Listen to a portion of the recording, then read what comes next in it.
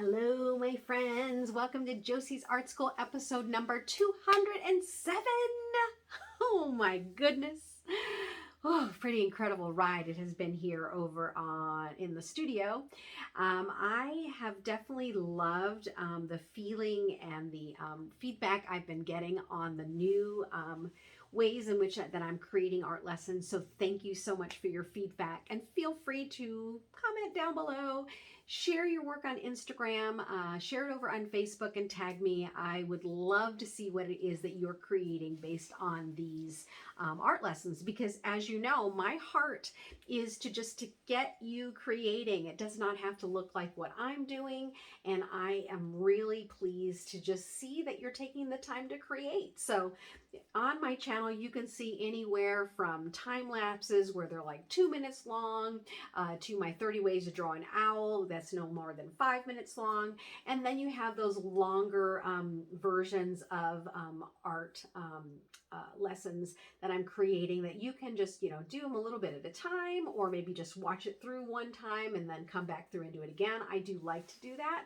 I also, purchase other people's classes. And what I like to do is I like to see their style and their rhythm first, and then I come back through and I'll do it on my own. So that being said, many of you know that I am an artist and an art teacher, and so my latest gig was a K through 6th grade classroom.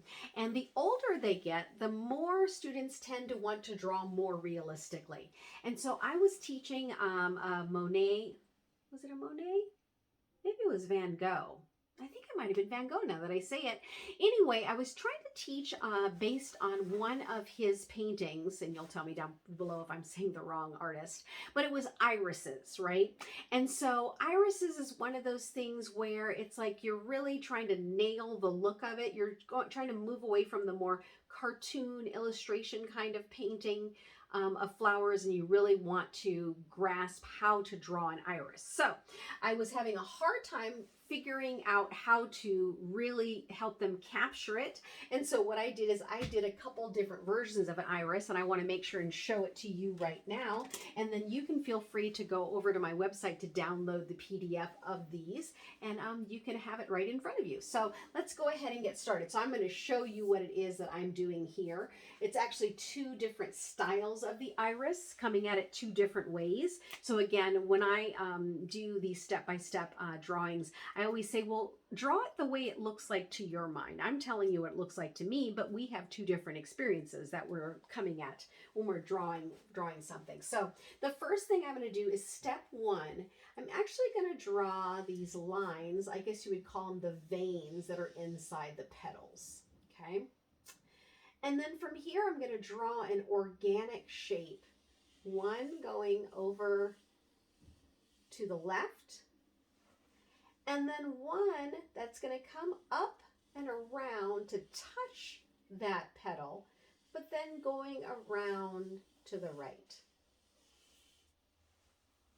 Okay? And so a lot of this you'll see is more just kind of this organic, loose feel. So I'm again making a vein going below, and it almost looks to me like you're creating a tongue and then coming back up. Okay? Now see this opening right here? I'm actually going to make another similar shape to the other ones that I made, and then I'm going to draw a little vein in the middle there. And then I'm going to draw a parallel line below. Okay, let's make sure you can see it. Bring it close enough for you to see it. There we go. If you didn't see it, I apologize.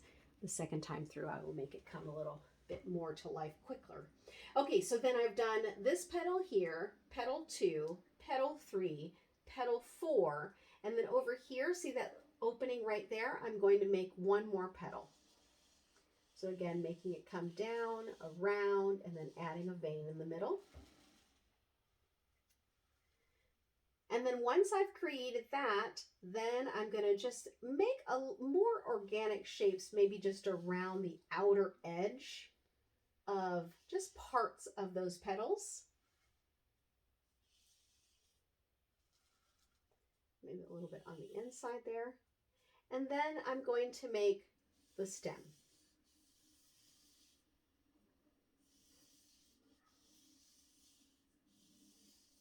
Okay, so that's option number 1 for the iris. Okay, let's do option number 2. Very similar to what I did here, except what I'm going to do is I'm actually going to start with an opening in the middle. So what I try to do is I try to approach it 2 different ways. And again, it's funny because you would think, because I've tried this before, I've actually experimented with this for as kids as little as 3 and 4 years old. Let me see if I can give you an example. I will draw something. I'm trying to find a piece of paper so I can show you. Let's do it like this. So I have, and I'll draw something like this. Okay, and I'll go, what shapes do you see? And what they'll try to do is they'll try to tell me what this shape is. So maybe you see it, maybe you don't. I won't assume that. What I see is I see a rectangle with a triangle on top. When you're little, you don't differentiate like that yet. And even as you get older, you don't necessarily differentiate like that either. And so what I like to do when I'm teaching, beginners, or I'm teaching, young students, is I say, this looks like this to me. What does it look like to you? And I'll do the same thing with the drawing. So I've done one way of doing the iris, and then I do the other way, which looks a little bit like, again, this opening right here is where I start. So I just put a line, and then I just put kind of that seedling right here in the middle. And then I am working off that area that's the seedling. So I'm doing almost like a wing. So that's what I'll call it. Butterfly wings on both sides. And then I'll connect it with a heartbeat line. And then I'll add a wave to the top. And then I do call this a tongue at the bottom. And then I'll put 2 flaps on each side. So again, I go with 2 different ways of doing it where you can see from 2 different perspectives. And then if you want to add a little more of these petals in there, you can. But I just leave this as is. I'm adding the leaves, foliage. And then from here, you actually could build onto it if you wanted to. So having this look very similar to this, where then you're just building onto it. And then you can just erase the line. So I would erase this line. I don't have an eraser because I'm using a Sharpie, but I would go in and I would erase this line right here. Ugh. That's not good. And then I would look at it and I go, okay, I probably erased this line right here. So I'm just using, for sake of time, I'm just using some acrylic paint. And I just white out the areas that I don't want to overlap so that it looks more like an iris to me. Now, the other option I also do is I will have some 2-dimensional photographs there for them to take a look at. And if they happen to be available regionally, I would also say if you have some irises, bring the irises in so that as you're doing the painting or the drawing, you can see them for yourself. And if you're an art teacher, I would say it's always nice to have that option to just look at it 3-dimensionally, and it teaches your eye to be able to draw what you see. I actually came to art very late in my life. I did not take any art lessons during my childhood. And then I actually just started seriously painting, believe it or not. I started as kind of like a craft club, mixed media after-school program club that I developed when we were in a town when my husband was in the military and needed to get a job, and there were no Montessori schools around. So I created a curriculum to teach young students how to draw. And very simple things, fun things that you could do in a 30-minute time frame. And that's actually how I taught myself how to draw, because up to that point I was severely in that mindset of you either can draw or you can't. And now I've come to the place where I understand No, it just takes practice, just like everything else, right? All right, so now I'm going to come around a little bit here and give it a little more of a softened look, not so strict on the lines, just to give that more organic feel. And then I'm also going to pick spaces where I'm going to add that vein in the middle. But there you go. So there's two different ways that you can go at the iris. And then, of course, if you were here with my last video, you saw that I got some new watercolor paints. So I'm just basically finding excuses to use my watercolor paint. So I'm going to do that right now. I'm going to fill this in with blue. And if you have not seen the painting that I think is Van Gogh, but I keep going back and forth, it might be Monet, please make sure to find that painting and take a look at it. It's gorgeous. It's a gorgeous painting. What I think I'm going to do is I'm going to add a combination of blue and purple. I think that'll really bring out the look of these drawings. And when you take a look at that painting, what you'll notice is it's actually a field of irises.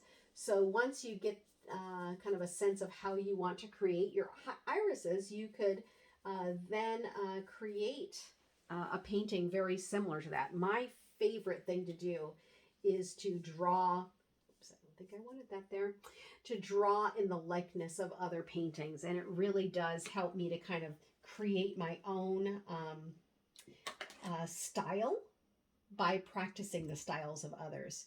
I think I read a story about the friendship between C.S. Lewis and Tolkien. And I don't know if it was one of them or someone else, where what they did is they found a book that they really loved.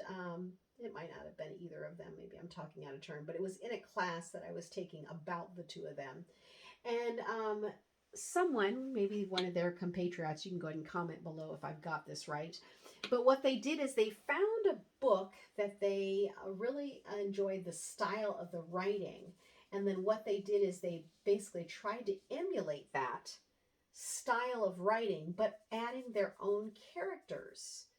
And that's how they learned to write in the style and then ultimately create it so that they found their own style. Isn't that fascinating? And that has always stuck with me, because this painting and drawing thing has really been this passion of mine that I've had, that I never really felt, I've always felt shy about even pursuing it, because I had a sister and a brother who were really good at it. And so then I just thought, well, I'm just going to be a writer then. They're good at it. I'll be okay with what it is that I'm doing. And ultimately now neither one of them do any sort of creative things, other than I will say my sister loves to cook. But that being said, here I am, like, kind of, you know, pushed myself out of my desire to do this, because I'm not a competitive person, and I don't like to feel like I'm competing on something that I'm doing well. And I know that's, for better or for worse, that is just kind of how I'm built. And I just didn't want that to be a source of conflict between me and my siblings. I actually have collected best friends who are really creative, and I collected a husband that's very creative. And none of them really like take it as seriously as I feel it in my heart, like a serious longing that I have to do. I have to create. And so that's what I love about this channel, is that, you know, if you don't have someone in your life that feels this way about creating, like it's your lifeblood, come over and paint with me. I'm happy to have you here.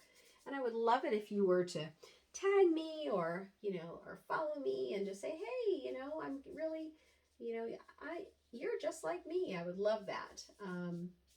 Yeah, so that being said, so I'm going to finish this up here, and I'm going to add, you know, the paint to the stem and the leaves, you know, kind of your traditional blue green color. I guess not blue, just I should probably clean my paintbrush. How's that?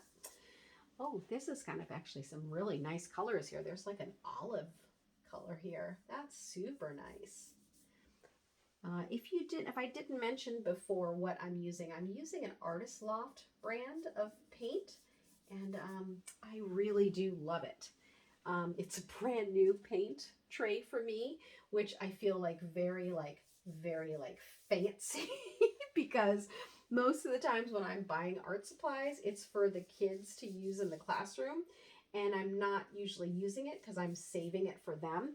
But what ends up happening is all the popular colors are gone, and so when I go to a place where I'm like, okay, I'm ready to create something, I can't find a well of paints that have all the colors that I'm interested in using. All right, so let me go ahead and finish this up. So I'm going to come in the background now and just add some white just to kind of pull this all together. Maybe a little bit of blacks so it has a little gray in there.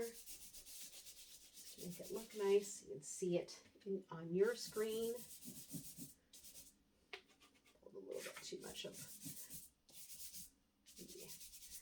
Pulled a little bit too much of that black on that one. There's a little bit of, so yeah, if you don't know this about me, I do not like to waste paint, and so at the end, even off screen, when you don't see me, what I'm doing is I have this canvas over in the corner where I basically just take all of my paint and I just add it on there for that one day. I feel inspired to actually complete that painting, but I'll have all these different kinds of drips and colors there that have been organically formed, waiting for me when I'm ready to do that painting. But right now, I'm actually really loving being on just regular 12 by 18 painting. So anything you see on my channel is also available for sale. So make sure and look at all my channels, Instagram, Facebook, even my website, and on Etsy if that's your preference for buying. Yeah, so there we are. So what I'm going to do now is I'm just going to take my oil pastel, and I'm just going to come in and I'm just going to I guess, blend this a little bit so it's not so harsh. So I use the marker so that you can see it on your screen, but I kind of feel like the black marker is way too harsh sometimes in my paintings. So I will come around either with black acrylic paint or my oil pastel just to soften the look of those lines a little bit. So that's what you see me doing right here. And I do love like not actually meeting the line per se, so that it has a little bit of character in there too, because, you know, I'm all about character. All right, you guys, well, here we are. This is our video for this week. I do 3 videos every week, so this week is week number 3's video, this irises. I've also done a rabbit, and I also did an Adobe home in the style of Georgia O'Keeffe's home. So make sure to like, subscribe, and share. I do appreciate you coming by. Here's my latest t-shirt. Not my t-shirt, but the t-shirt that I'm sporting lately that I really love. It says United in Kindness. That's the name of my school, Joseys Art School. Thank you so much for stopping by. Like, share, subscribe. Get me to 1,000 subscribers so I can start to get ads, and that can support me, and I would really appreciate it. All right, see you later, friends. Bye.